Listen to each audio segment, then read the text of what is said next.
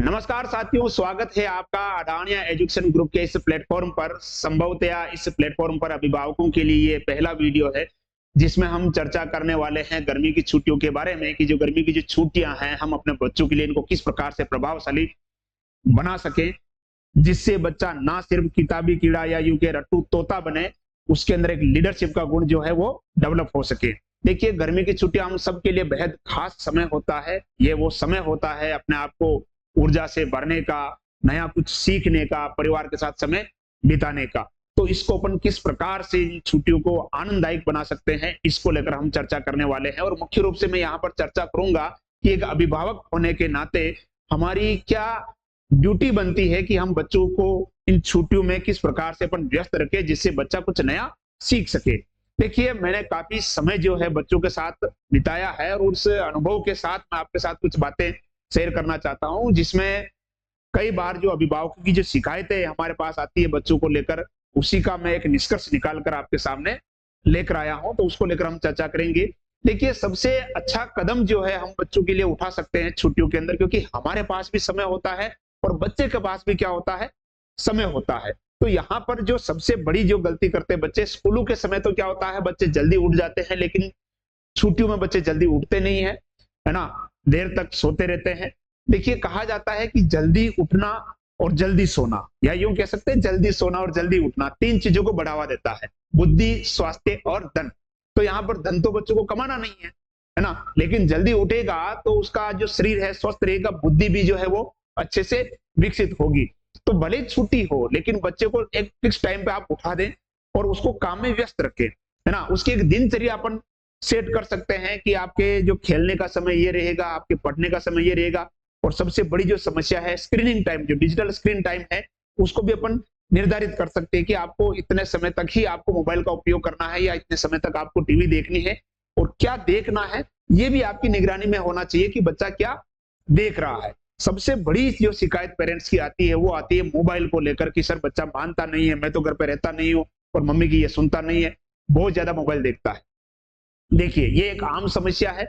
इससे हम किस प्रकार से बच्चे को बिना डांटे, है ना, उसको अपन मोबाइल से कैसे दूर कर सकते हैं। सबसे अच्छा तरीका ये हो सकता है कि मोबाइल के ऊपर ही क्यों ना हम डिबेट करें, है ना। मोबाइल के ऊपर डिबेट करने में हम दो टॉपिक ले सकते हैं: मोबाइल के फायदे क्या है, मोबाइल के नुकसान क्या है ना। इसमें अपने को करना यह है कि आप मोबाइल के पक्ष में बोलोगे और बच्चा मोबाइल के विपक्ष में रहेगा, विरोध में रहेगा। यानी आपको बच्चे को मोबाइल के फायदे बताने और बच्चा आपको मोबाइल के नुकसान बताएगा। तो ऐसे में बच्चा जब खुद मोबाइल के नुकसान बताएगा तो कहीं ना कहीं उसके माइंड में ये चीज जो है चोट करेगी, यार मोबाइल के क्या क्या नुकसान हो सकते हैं। तो इससे दो चीजें हो सकती है: एक तो मोबाइल की जो बच्चे को हैबिट लग चुकी है वो भी धीरे धीरे क्या होगी, दूर होगी। और दूसरा, बच्चे के अंदर सोचने समझने की क्षमता आएगी, बच्चे के अंदर लीडरशिप का गुण क्या होगा, डेवलप होगा। अगर बच्चा थोड़ा बड़ा है तो उसको हम प्रेरित कर सकते हैं अच्छी किताबें पढ़ने के लिए, महापुरुषों की जीवनी पढ़ने के लिए, जिससे बच्चे को बहुत कुछ सीखने को मिलेगा। दूसरा, हम उस बच्चे को प्रेरित करें कि वो अपने परिवार के साथ अधिक से अधिक समय बिताएं।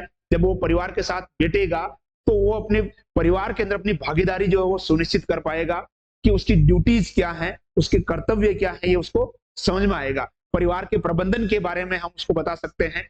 और अगर आप व्यापारी हैं तो आप बच्चे को अपने व्यापार के बारे में, अपनी दुकान जो भी है वहां ले जाएं, कहां से सामान आता है, किस तरह से बिकता है, प्रॉफिट कैसे निकाला जाता है, ये सारी चीजें बच्चे के दिमाग में रहेगी तो जाहिर सी बात है बच्चे के अंदर धीरे धीरे सोचने समझने के गुण विकसित होंगे। देखिए, स्कूलें जो है, किताबें सभी स्कूलें पढ़ाती है ना, स्कूलों के अंदर अधिकांश ये चीजें सिखाया जाता है, लेकिन हमारी कोशिश हमेशा यही रहती है कि बच्चे के अंदर मैनेजमेंट के गुण भरे जाए, प्रबंधन के गुण उसके अंदर भरे जाए, ताकि जब वो आगे बढ़े तो ना सिर्फ किताबों की, देखो किताबें पढ़ने से कभी जिंदगी नहीं कटने वाली, है ना।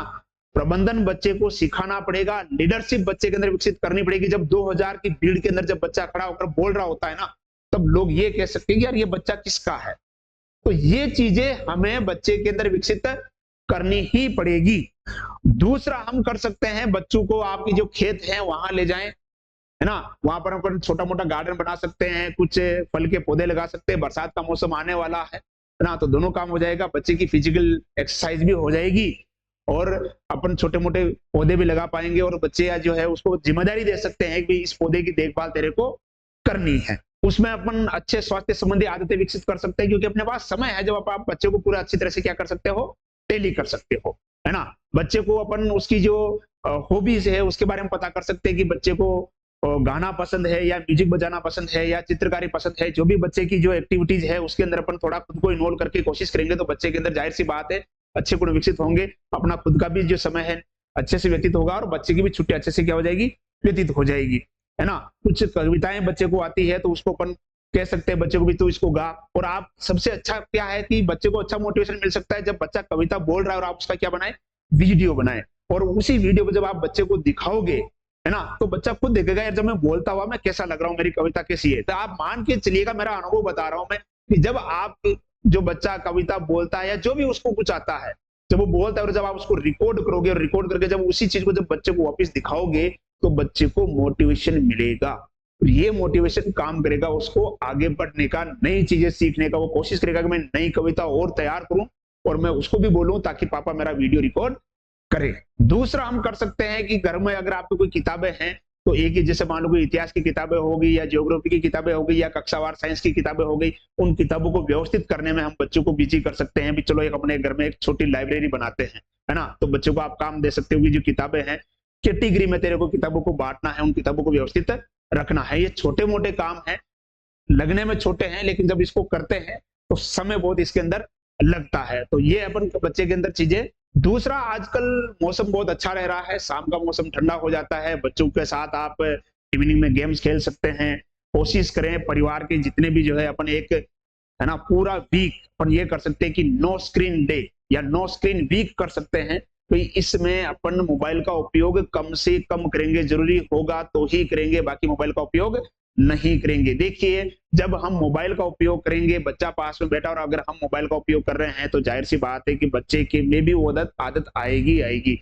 इसके लिए हमें खुद को पहले तैयार होना पड़ेगा कि बच्चा मोबाइल का उपयोग, अगर बच्चा बड़ा है तो उस पर आप अलग अलग प्रकार के मुद्दों पर चर्चा कर सकते हैं, देश विदेश के मुद्दों पर चर्चा कर सकते हैं। जैसे हाल ही में भारत पाकिस्तान के बीच में युद्ध हुआ, सीज फायर हुआ, उसके क्या क्या मायने हो सकते हैं, भविष्य में उसकी क्या स्थिति रहने वाली है ना। इस प्रकार की चीजों के बारे में जब आप बच्चों से चर्चा करोगे तो न सिर्फ इससे ऐसे मामलों में, अगर बच्चा बड़ा है 11th-12th का बच्चा है तो ना सिर्फ बच्चे की सोच विकसित होगी, आपकी खुद की सोच भी उसमें विकसित होगी, है ना। क्योंकि जब आप डिबेट करोगे तो आपको बातें सोच समझकर बोलनी पड़ेगी।